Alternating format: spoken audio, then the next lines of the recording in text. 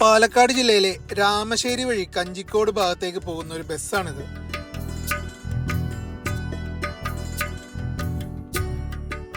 ഒരു ബസ്സിന് മാത്രം പോകാൻ വീതിയുള്ള വളവും തിരിവുമുള്ള ഇത്തരമൊരു ഗ്രാമവഴിയിലൂടെ സർവീസ് നടത്തുന്ന ഈ ബസ് ഒരു പക്ഷേ ആ നാട്ടുകാർക്കും പ്രിയങ്കരമായിരിക്കാം.